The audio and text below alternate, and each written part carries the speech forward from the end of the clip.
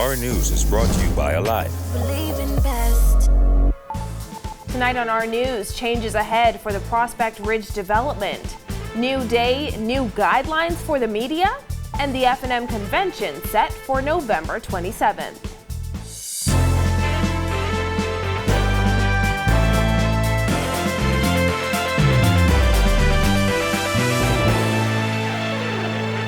Welcome to Our News and thanks for joining us. I'm Christina Dragovich. Topping news tonight, some changes will definitely have to be made to the Prospect Ridge development for young professionals, according to Minister of Transport and Housing JoBeth Colby-Davis, who says she's not sure if the current age requirement will remain. Jared Higgs reports. It has to make sense for what the government plan is and also the cost. It has to be affordable housing. Minister of Transport and Housing, JoBeth Colby-Davis, says she's uncertain about whether or not to do away with the age requirement on the Prospect Ridge development for young professionals, telling reporters that the development is still under review. While acknowledging that changes will definitely be made, Colby-Davis says she realizes it is a popular program with young people and has had many of them reaching out to her. I'm not certain if I'm going to take away that age bracket because I tell you it's a popular thing amongst the younger persons, and they have written to me, they have sent me message on Instagram, on Facebook, all the social media sites, obviously, to make sure that their voices are heard. Currently, the development is open to applicants between the ages of 18 and 45. Colby-Davis says the government's priority when it comes to housing is affordable housing, and she admits that the Prospect Ridge development was geared towards a different sector of society. The question now, as she reviews the plans, is whether it meets government's criteria. So no canceling of any plans that are good and that will be affordable and that would get young, old, whatever age Bahamians into their homes. There will be no canceling if it is those top three things. The Minnis administration opened the application process for the service lots for young professionals in the Prospect Ridge community back in July. The program is open to first-time homeowners, and officials reported receiving 1,500 applications for just 300 lots. With the program under review and changes definitely needed, Colby-Davis says a new program will be fully laid out. I spoke to young professionals, I spoke to older Bahamians. Many of them are interested in owning their own homes. Many of the younger people love the idea of the location of it, but I also have to make sure a lot and the majority of the public has access to being homeowners. Reporting for Our News, I am Jared Higgs. New guidelines introduced for journalists seeking to interview the Prime Minister and members of his cabinet. Amid pushback to a document outlining how many journalists can receive media accreditation and when they can conduct interviews, officials say it is subject to change. Kyle Joaquin takes a look. Consider it a move to avoid moments like this. There's a sick-out that's been going on for days now. We need a response from the Minister of Health on this. Minister? Or this. I'm sure you'll have lots of questions after that. You're dodging the question respectfully, but I'll leave it there. Thank you. You're welcome. Thank you, Ms. Perhaps this. Is there anything being done from a social services primary prevention standpoint? Or this moment on Tuesday where you can see Prime Minister Davis turning down a reporter with questions in the background. But often you'd find that some ministers aren't so excited to see journalists or take questions. And there are now new rules for members of the press when seeking to get information from the Prime Minister or cabinet ministers. A leaked document sent to newsroom heads shows absolutely no interviews should take place while the Prime Minister or a cabinet minister is attending an event, unless pre-approved by the Office of the Press Secretary or the Minister. Random Cabinet Office interviews will be discontinued and replaced with a structured cabinet press briefing at the briefing room at OPM. Reporters requesting specific responses to issues should communicate with the Press Secretary's office by 6 p.m. the latest the night before the briefing. Press Secretary in the Office of the Prime Minister, Clint Watson, has been on the job for 2 weeks now, advising reporters how many questions they are allowed to ask before an interview. You have exactly 3 minutes. And cutting it short when it's time to get the Prime Minister going. But the role of Press Secretary didn't necessarily work out for the last government. No official responses. And I've been told, the Prime Minister has been told, it is a very complicated situation. After just a few months, the press never really heard from former Press Secretary Ace Newbold again. And the quarterly press briefings promised by the former Prime Minister, well, that never happened. And now with a new government, according to this guideline, There will be 2 press briefings per week, Mondays and Wednesdays. The Prime Minister will appear at briefings monthly or in the event of a national crisis unless otherwise indicated. Only accredited journalists will be permitted, and you must be dressed in business attire. Also, something reporters are to keep in mind, according to this new guideline, a press officer will indicate the final question toward the end of the briefing, and no further questions should be asked thereafter. Kind of like what happened Wednesday during Davis's press conference. If you have any other questions, please free to contact me. We'll get the answers for you. Thank you. Good afternoon. But this change is a rather unexpected new protocol being put in place by Watson, who struck a different chord when he headed a news team just weeks ago. Be accountable to the people. You want to slam a door in their face? Call here again, ask us to cover you all. Call back. According to the press secretary, the document was not supposed to go out to the public and is subject to change. For Our News, I'm Kyle Joaquin. Well, the date has been set for the Free National Movement's convention. Party insiders tell us tensions ran high during last night's council meeting as members went back and forth over a date. Questions have also arisen over whether party leader Dr. Hubert Minnis will throw his hat back into the ring. Bethany McDermott reports. Members of the Free National Movement will meet on November 27th to choose the party's new leadership team, but it's unclear if Dr. Hubert Minnis will run again for the leadership position.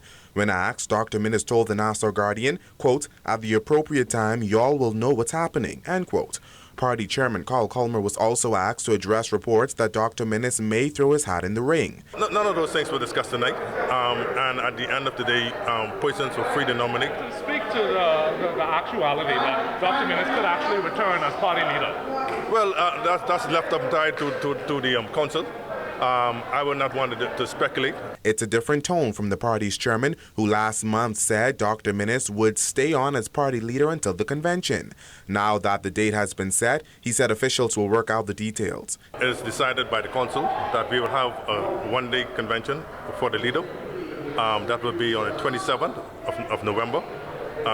We just would give the details at the end of the day. Party insiders revealed that discussions about the convention date got heated at times. We understand another date was suggested outside the time frame originally agreed on by the council. Some of the things that they was concerned about is how we're going to go about with the method of doing it. So, but at the end of the day, everything went well. We had a good meeting. We have a convention committee, and there were some other things that was pending that the convention committee saw. But once the discussion was had, we all decided that we will go with the last Saturday. Following the F&M's crushing defeat at the polls on September 16th, the party chose to keep Dr. Hubert Minnis on as leader of the official opposition until a convention in November. The party hasn't held a convention since 2016, when then Deputy Leader Loretta Butler Turner challenged Dr. Hubert Minnis for leadership. While he won that race, Dr. Minnis was later removed as leader of the official opposition. Now, when asked if any names were thrown out for that leadership race in November, Culmer says everyone has until the Saturday before the convention, that's the 20th of November, to be nominated. Reporting for Our News, I'm Bethany McDermott. Minister of Transport and Housing JoBeth Colby Davis touring the post office at Town Center Mall today. The Minnis administration's decision to relocate the post office to Town Center Mall was a controversial one, as the mall is owned by then Cabinet Minister Brent Simonet and his brother. The former government signed a 5-year lease to rent the space, a move heavily criticized by the Progressive Liberal Party and some Free National Movement members of Parliament. Colby Davis was asked whether she was leaning towards supporting a renewal of that lease. We're still reviewing all of the documents on the table as it relates to my ministry, and that includes the lease. I don't think right now there's a decision to do any cancellation like you would have heard many persons speak of before outside of the party. I think this administration just wants to make sure that we are making right decisions for the Bahamian public because it is their money. So what's important to us is to ensure that we protect the Bahamian people finances. When that time comes, the cabinet, along with myself, will make that decision, and we'll obviously update you. The last Christie administration had eyed the Independence Drive Shopping Center as the new location for the General Post Office, but that plan was scrapped after the Free National Movement took office in 2017. During her tour today, Colby Davis admitted she was much more impressed with conditions at the post office than she was at road traffic on Thursday. What's important to me is to make sure that the people that actually is mandated and falls under my ministry is comfortable with the working conditions and that the departments are functioning to the best of their abilities, and to understand where there are deficiencies, how I can best assist to make things work smoother and better for the Bahamian public. So it was a good tour. I think their conditions are much better than what I saw yesterday. Well, partly cloudy skies in the capital today. Greg Thompson is in the Weather Center with the latest. Thanks, Christina. Welcome, everybody, for your Friday evening look at weather on this beautiful evening outside our studios. Temperatures a little on the warm side. They're in the mid-80s, 84 degrees outside our studios right now with just a few clouds, a lot of high clouds moving across our area. The wind's out of the east at 5 knots and you feel slight temperature in the mid-upper 80s. Satellite view, another chamber of commerce day around the islands. Beautiful sunshine, lots of blue skies, some patchy clouds moving across the central and southeastern islands, maybe even an isolated shower or a thunderstorm in those. That's your first look at weather. Your extended forecast is still to come. Still to come on our news, the Grand Classica returns to Grand Bahama, and the central bank governor says the economic future looks good. Find out more after this. Catch Gunday Kids on Saturdays at 8:30 a.m. Gunday Kids is a show about learning, interacting, and having fun. Goombay Kids is made for kids, by kids, right here in the Bahamas. Sit back, here we go, it's a Goombay day. Goombay Kids!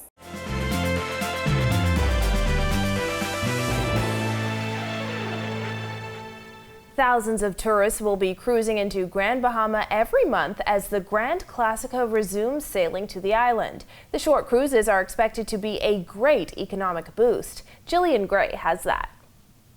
Following a month-long hiatus to help with hurricane relief efforts in New Orleans, the Grand Classica is back and bringing an average of 6,000 guests to Grand Bahama per month. The cruise director says the island's hotels and excursions are a huge draw for passengers. Grand Bahama Island is a unique place to visit. There's so many attractions that the guests will definitely enjoy and have pleasure to visit, like every time that we are here. You have this beautiful Viva Wyndham Resort. They've been raving about the service, the amenities, and the food as well. Of course, you have different resorts. Boarding in West Palm Beach for a 2-day cruise, passengers must not only be fully vaccinated, but also test before boarding. Grand Bahama's tourism manager says he's excited about the ship's return and what that means for businesses on the island. Well, it certainly means that particularly when it comes to our overnight visitors, more business for our hotels, restaurants, our bars, and of course, transportation providers will have an opportunity to increase their earnings, and so that means a lot.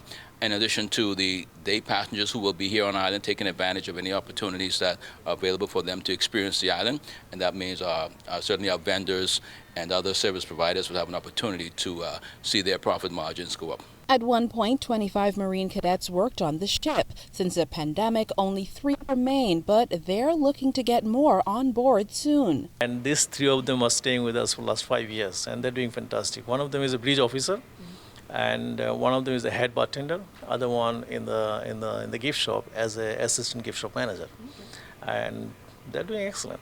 We're very happy to have these people.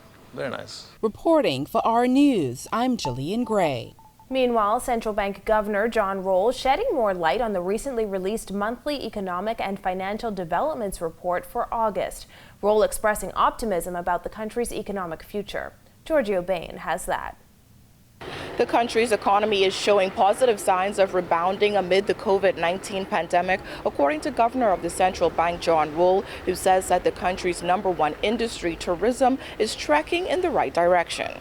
In some respect, this is the recovery path that was expected, that it will take, many months for you to be back at the seasonal parity of where you would have been in tourism.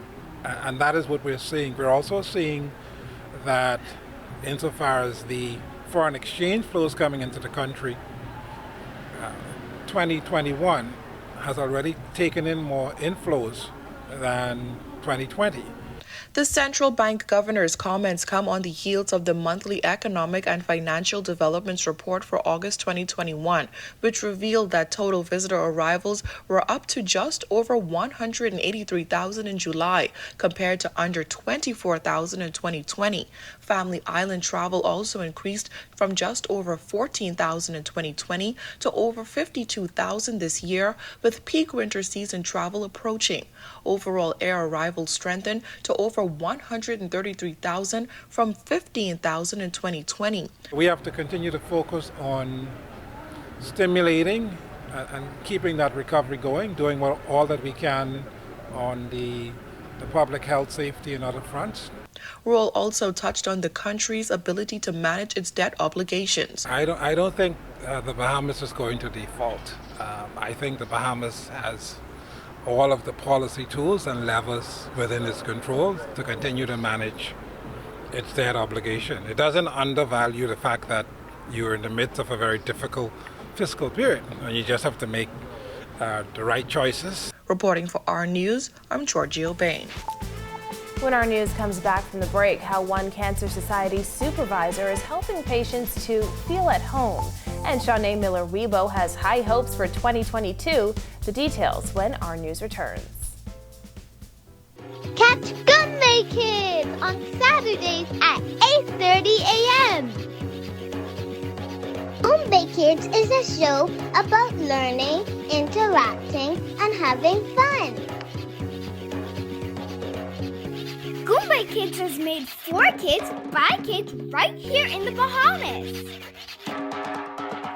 Sit back, here we go, it's a Goombay day. Goombay Kids!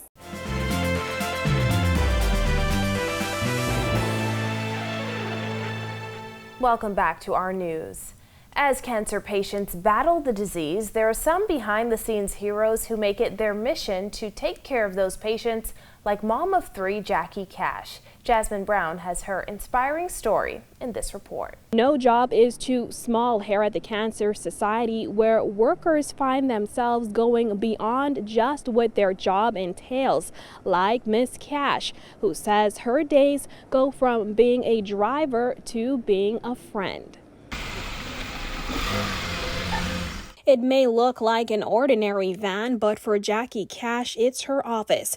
You see, Cash is the transport and assistant supervisor for the Cancer Society's Cancer Caring Center. A huge part of her job is transporting live-in patients from the center to treatment and on everyday errands. Every day I would take them out to their appointments. Each patient or guest have their own different times. So I would be here for 8. Some would have to go earlier, when they have a procedure done. And she has been doing it for the last 12 years. Cash says what keeps her going is the need to help the patients who have become family over the years. Once I see that they're, 100% feeling good, they're out of their room, sitting in the hallway or in the TV room, or even if they, get tired being in the room, and the TV room, if I'm going out, if I have a long run, they'll ask me, Ms. Cash, can I go for a ride with you? I'd be like, sure, because that makes me happy. That means they're doing very well. Yes, you get attached, especially the ones that, sometimes they would start off with 6 weeks and then you would have a delay, like let's say the nurses go on strike and then their appointments get put back, they stay here longer. When it comes to her immediate family, Cash, who is a wife and mom of 3, says she lost her mom to lung cancer when she was a child. She says she takes comfort in helping others. I know and I feel what they're going through and what their families, go through. Reporting for our news, I'm Jasmine Brown. Thanks, Jasmine. Well, Olympic champion Shanae Miller-Weibo enjoying her status as Rev Ambassador. She says she's feeling no pressure heading into 2022. Marcellus Hall has that and more tonight in sports. All right, thanks, Christina. Welcome to sports, everybody. I'm Marcellus Hall. To the victor goes the spoil. That is the old saying. In this case, Shanae Miller was victorious at these last Olympics in Tokyo, Japan, and now she's reaping the benefits, recently signing a lucrative deal to be the brand ambassador for Rev Cable Bahamas. On the heels of that, she spoke a lot about not only the upcoming future, but also in particular about the upcoming season. saying she's feeling no pressure in particular as she goes into a world championship year. You know, track and field is something that I love to do.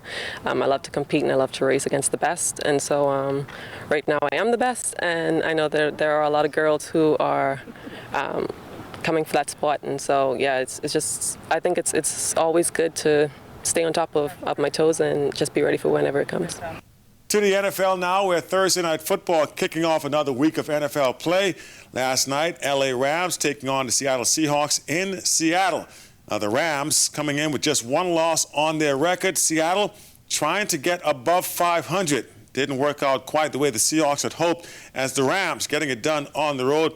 26-17 ends up being the final score. Matthew Stafford, great day at the office, 25 of 37, 365 yards passing. He also had a touchdown and only threw one interception on the day. Meanwhile, as for Seattle's team, Russell Wilson, 11 of 16, 152 yards. He had a touchdown, but left the game with a finger injury. Word is he may miss some time. If so, he will indeed have missed his first game. He hasn't lost or missed a game since his career has started. He's hoping to remain the Iron Man of the league. And, of course, Seattle fans hoping for much the same thing, but they do come up on the losing end of this one. And it looks as if the Rams continue to be one of the teams to beat in this NFC so far, as do the Chargers. LA team's looking really, really good so far on the year. And there it is, your check on sports for you here on this Friday. I'm Marcellus Hall. Enjoy your holiday weekend. See you again on Tuesday. Until then, back to you, Christina. Thanks, Marcellus. Still to come, a star-studded night at Fusion Superplex. We go on the red carpet after this. Catch Gunbay Kids on Saturdays at 8:30 a.m. Gunbay Kids is a show about learning, interacting, and having fun. Gunbay Kids is made for kids by kids right here in the Bahamas. Sit back, here we go, it's a Gunbay day. Gunbay Kids! This is our news. Welcome back. Possible showers and thunderstorms for the National Heroes Day weekend. Greg is back in the Weather Center with the details. Thanks again, Christina. Welcome back, everybody, for your second look at weather on this beautiful Friday evening. We have a frontal boundary across Florida that's going to be bringing some showers and isolated thunderstorms to the northwest Bahamas over the weekend as that frontal boundary pushes towards the south. Showers and thunderstorms associated with that now affecting the Georgia and the Carolina areas. The area of low pressure that we were watching, or disturbed weather actually, that we were watching, still off the Carolinas. National Hurricane Center giving that a low, possibly medium chance for formation, but it's expected to merge with that frontal boundary and quickly move out of the area. The remainder of the tropics, wave approaching the Leeward Islands, some showers and thunderstorms associated with that, and another one off there, the African coast. No real organization to those at this time. Beaching and boating forecast for all areas tonight through tomorrow. Your winds will be out of the east to southeast at 10 to 15 knot, seas running 2 to 4 feet over the ocean. High tide will be at 9:45 tonight. Here's a look now at your national forecast.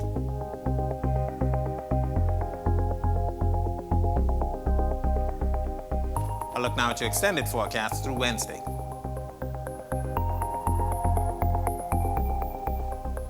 A look for some showers and thunderstorms approaching us on the weekend. Back to you, Christina. Thanks, Greg. Well, movie lovers were dressed to the nines to hit the Fusion Superplex red carpet last night for the premiere of 007's No Time to Die. Kyle Joaquin was there. We all have our secrets. We just didn't get to yours yet. Sophistication and style at its best. Bahamians put on their best for last night's premiere of 007's No Time to Die. The latest installment of the James Bond films, No Time to Die, didn't disappoint either. But it was the premiere event put on by Commonwealth Brewery and Heineken that brought out the who's who on the island. Well, certainly there's no better partnership than Heineken with the Bond series. And when you think about Bond, you think about opulence, classic, classy. From sushi to martinis, shaken, not stirred, and a 4-course meal during the actual movie, attendees were treated to the lavishness and luxuriance you think of when you think James Bond. It's been a long time since I've watched Daniel Craig on the screen, and I know this is his last appearance as James Bond, so I'm excited to see what he's going to do on the screen and just to get the crowd's reaction as they watch the movie. And you get to dress up? Yes. The opportunity to consume Heineken, and again, responsibly. At the same time, we have a partnership with the Belvedere Vodka. So Belvedere is actually on display as well through some unique cocktails. It's been a while since people have been able to dress up and get out. But for this event, it was safety first with a negative antigen test result no older than 2 days to get inside. The ladies are looking really hot, the bears are cold, and we're looking forward to a great night. For Our News, I'm Kyle Joaquin.